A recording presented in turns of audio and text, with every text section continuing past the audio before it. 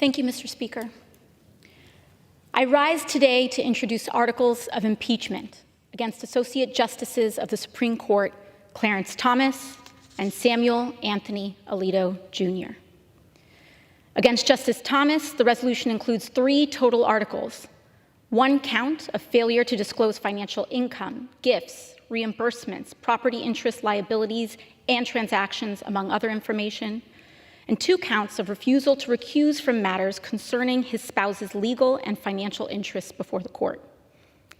The second resolution includes the following impeachment articles against Justice Alito: 1 count of refusal to recuse from cases in which he had a personal bias or prejudice concerning a party before the court, and 1 count of failure to disclose financial incomes, gifts, reimbursements, property interests, among other information. Mr. Speaker, nomination and appointment to the Supreme Court is one of the highest privileges and most consequential responsibilities of our nation. Such an appointment is uniquely insulated in its power. Confirmation to the court is a lifetime appointment whereby justices are entrusted with decisions that powerfully shape the nation as well as the lives of every American. For this reason and others, the Constitution rightfully and explicitly holds justices to even higher standards than members of Congress or even the President. Section 1 of Article 3 of the Constitution commands federal justices to hold their offices during good behavior, in addition to its clauses barring treason, bribery, and other high crimes and misdemeanors. And Congress has exercised its power to reinforce this higher standard of the judiciary before.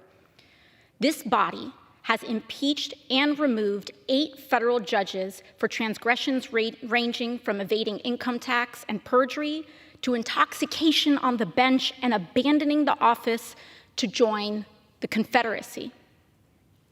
Perhaps most critical to the legitimacy of the institution, these judicial standards require justices to recuse themselves in any proceeding where their impartiality might reasonably be questioned. In other words, if a person could reasonably believe that the legitimacy of a justice's judgment could be, or be perceived to be, compromised due to their personal involvement in the case or its parties, the standard is clear. The justice must recuse. They are required to recuse. That stringent and sacred standard exists for the good of the ruling, the judiciary, and the country. Mr. Speaker, I believe that everyday Americans, independent of party or ideology, can reasonably conclude that Justices Thomas and Alito's years-long pattern of misconduct and failure to recuse in cases bearing their clear personal and financial involvement represents an abuse of power and threat to our democracy fundamentally incompatible with continued service on our nation's highest court. For the good of the institution and the nation, absent resignation, they must be removed. The proof is undeniable, and here I will lay it out. Justice Clarence Thomas, for decades now, has carried on a close, financially entangled personal relationship with real estate billionaire Harlan Crow. It is of material importance to the American people to note that Justice Thomas's relationship to the billionaire only began after Thomas's powerful appointment to our nation's highest court.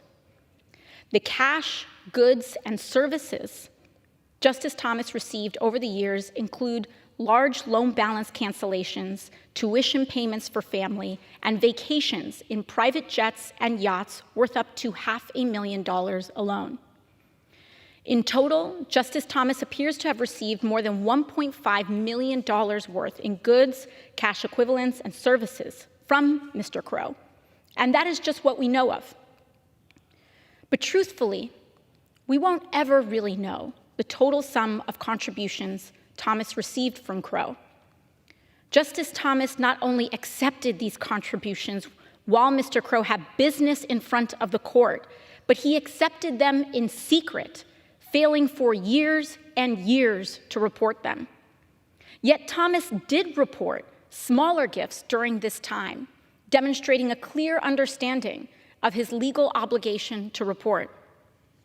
Would a reasonable American question that receiving lavish gifts from Mr. Crow might lead Justice Thomas to have a bias towards his, quote, friend with business before the court? Without a doubt, yes. But did Justice Thomas recuse? No. Now take Justice Samuel Alito, who has no shortage of billionaire associates of his own. After billionaire Paul Singer gave Justice Alito a luxury fishing trip on a private jet, a contribution that was also hidden from the public and the court, Justice Alito not only refused to recuse, but changed his mind regarding his gracious host's case. Just a short time after accepting the lavish undisclosed trip from Singer, Alito joined the court in reversing its previous position and took up Singer's case. He did not recuse. Justice Alito also refused to recuse in the case itself, ultimately leading to a ruling that netted Singer $2.4 billion. And that ruling did not just enrich Singer.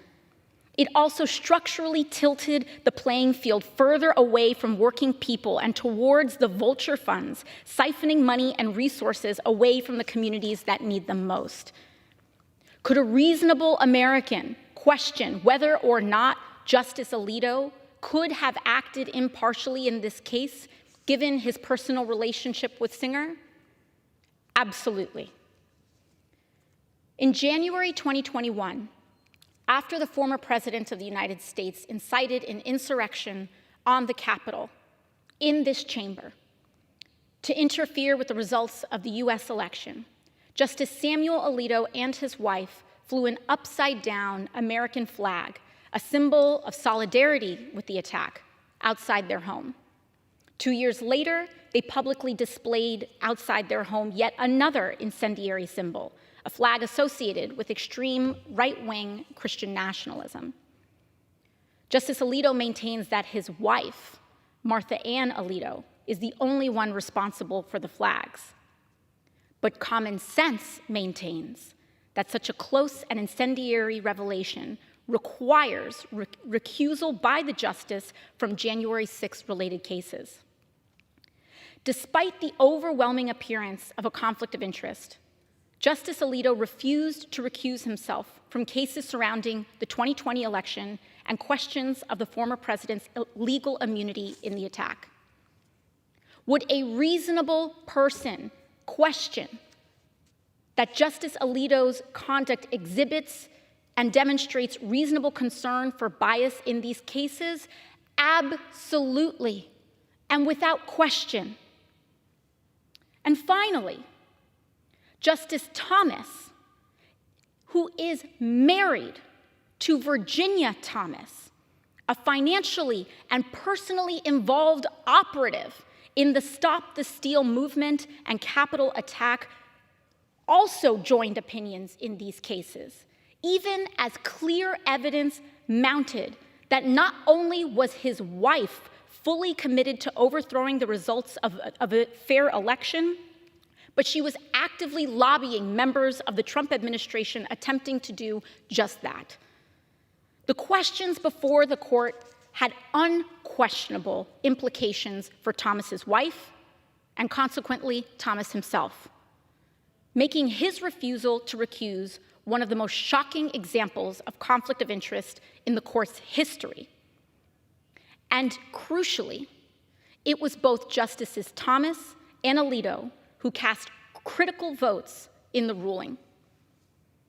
It now follows that because of Alito's and Thomas's refusals to recuse, everyday Americans cannot, should not, and will not believe that these justices, and consequently the court they serve, is working to uphold the Constitution and put the country ahead of their own individual self-interests.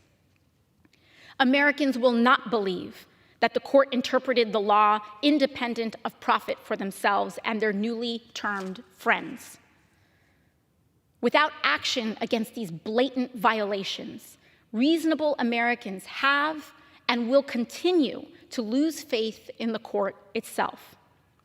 Reasonable Americans will and do believe that Justices Thomas and Alito are prone and subject to corruption, that the institution failing to punish them is broken, and that consequently their impeachment is a constitutional imperative and our congressional duty. The abuses of power committed by Justice Thomas and Justice Alito are precisely the types of corruption that the framers understood was an existential threat to our democracy.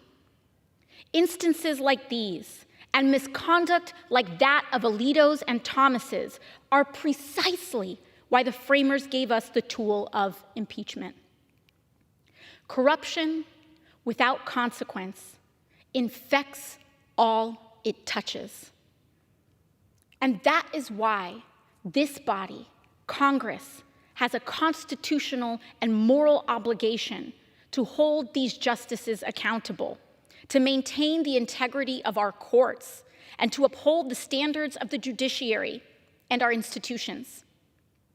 Lastly, we cannot ignore the most important material consequences of this court's unchecked corruption and its resulting influence: the suffering of the American people. We cannot ignore and pretend that this corruption is wholly unrelated to the millions of pregnant Americans now suffering and bleeding out in emergency rooms under the court's unleashing of extreme abortion bans across the United States, which was a key political priority of these undisclosed benefactors and shadow organizations surrounding Alito and Thomas's misconduct. Nor can we ignore the millions of Americans now suffering hours-long wait times in the hot sun, often without water, just to cast a ballot, also a direct result of this corrupt court's gutting of the Voting Rights Act, allowing the closing of polling sites across the country. You see, neither these justices nor their shadowy benefactors have to answer to the parents of developmentally delayed children about their decision to gut the power of the EPA and the entire administrative state with it. But they do have to answer to us, the Congress, whom these people, the American people, have elected and entrusted to protect them, to serve them, and to defend the well-being of our democracy. Mr. Speaker, I am here today presenting these articles of impeachment not because I am a Democrat and not because I am blind to its odds in a Republican-led chamber. I present them because it is the right thing to do. And while our framers perhaps may not have envisioned someone like me in this seat, they absolutely did envision the necessity and value of the impeachment action upon which I seek to advance today. Thank you, and I yield back.